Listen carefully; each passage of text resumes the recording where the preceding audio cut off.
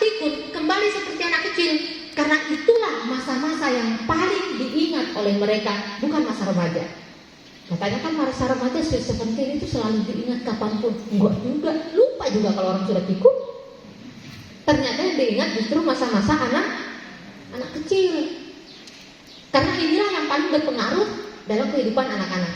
Makanya saya sering ketika misalnya memberikan materi di BKPRN se-Jakarta, salah satu hal yang saya sampaikan, apa yang kalian tanamkan sama anak-anak di usia 1 sampai 9 tahunnya, yang kamu ajarkan di TPA, yang kalian ajarkan di MI, yang kalian ajarkan di TK, itulah yang akan menjadi rekamnya anak-anak sampai mereka tua nanti.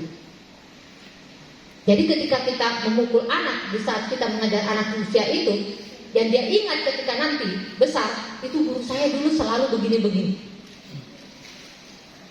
Seperti demikian. Oke, next Ustaz. Nah, apakah anak kecil dapat memahami? Kalau menghafal iya. Kalau menghafal iya, sudah banyak sekali contohnya. Itu di Hafiz Quran, di Hafiz Indonesia, banyak sekali contohnya. Anak-anak kecil sudah bisa menghafal Al-Quran walaupun mereka belum bisa baca Al-Quran. Tapi kalau memahami bagaimana? Anak kecil bisa dipahamkan tentang Al-Quran. Bisa, tapi caranya yang harus diubah. Ketika saya baca begini, innalladzina kafaru sawa'un 'alaihim. Ini anak kecil contohnya. Inna artinya sesungguhnya, lazina, innal lazina kafaru sesungguhnya orang-orang yang kafir. Anak kecil kan tinggal begini. Ini guru saya ngapain sih? Cara menyampaikan artinya betul, tapi pola penyampaiannya bukan tidak salah, kurang tepat. Karena apa? Yang kita hadapi adalah anak-anak, dan dunia mereka lah kita yang harus mengerti dunia mereka, bukan anak-anak yang mengerti kita. Anak-anak kalau kita mengerti sama anak-anak, bingung dia, ini orang dewasa ngapain? Tapi kalau kita mengerti anak kecil, nah anak kecil tidak mungkin mengatakan ini orang dewasa sok anak kecil banget, kan enggak, Ustaz ya? Nah, jadi orang dewasa harus menundukkan dirinya dalam level anak kecil ketika mereka berhadapan dengan anak-anak. Jangan membawa sifat dewasa kita ketika berhadapan dengan anak-anak. Ketika saya berhadapan dengan santriwati saya sebenarnya kalau misalnya rekam jejak saya di antara santriwati, saya orang baik, benar San.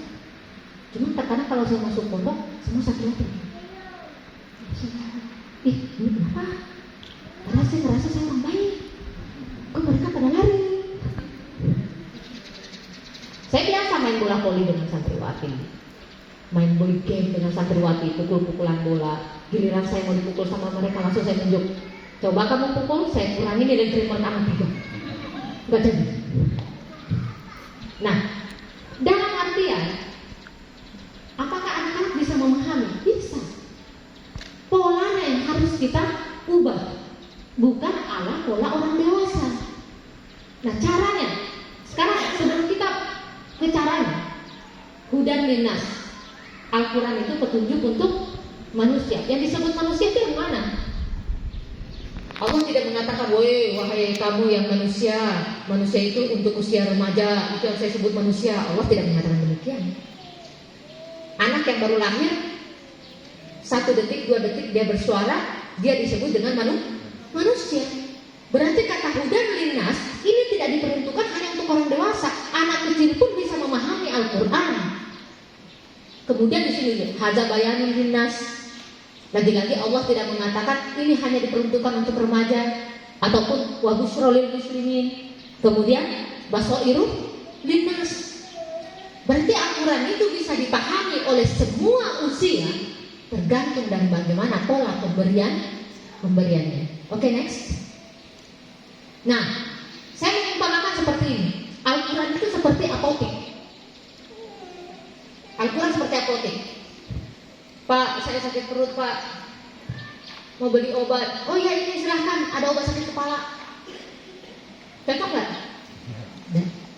Aduh Pak, dari tadi malam saya nggak bisa tahan. Aduh Pak, sakit perut saya Pak. Kenapa? Habis makan sambal 1 baskom. migrain.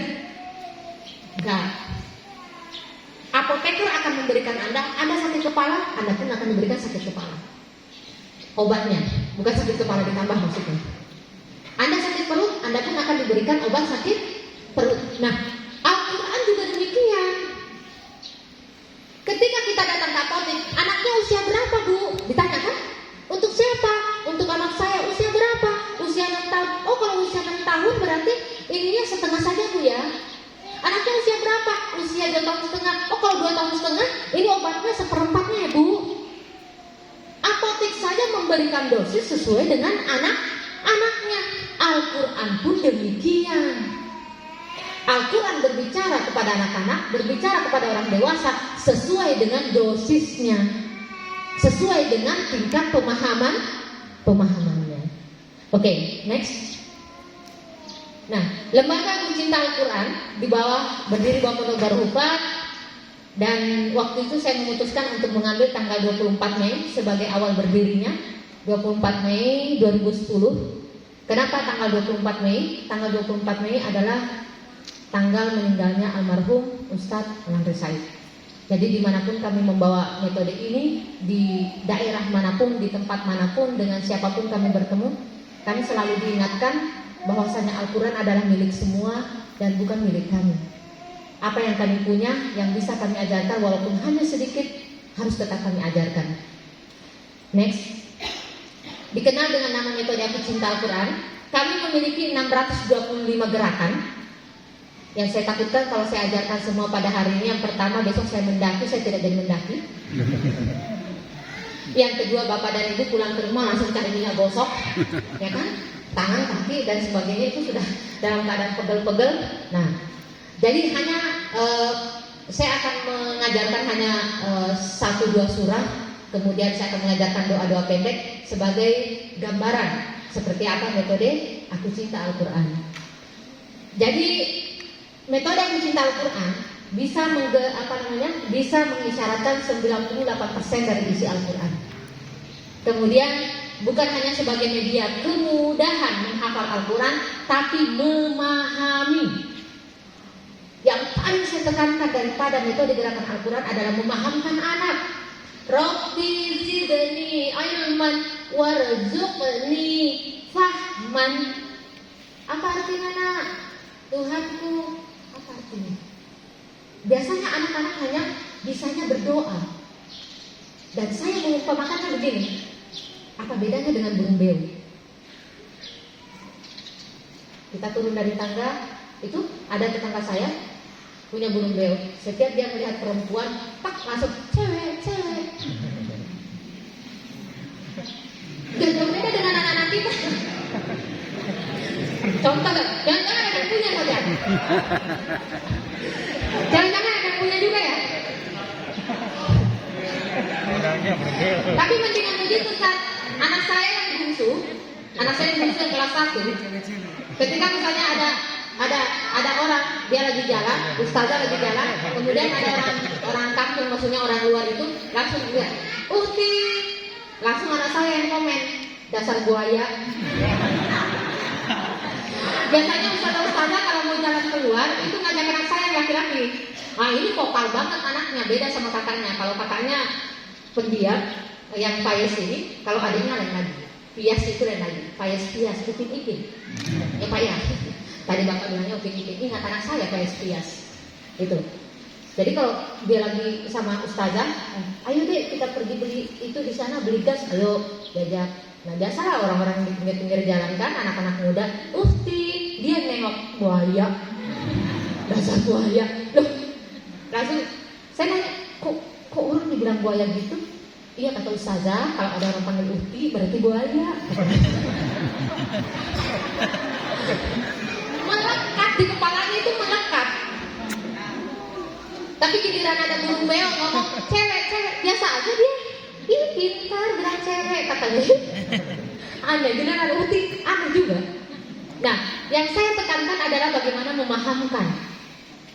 Anak tidak hanya sekedar doa tiur, bismillahirrahmanirrahim, yang bismillahirrahmanirrahim. Selesai. Anak tahu artinya? Tidak. Anak tahu bismika kami itu kembali ke siapa?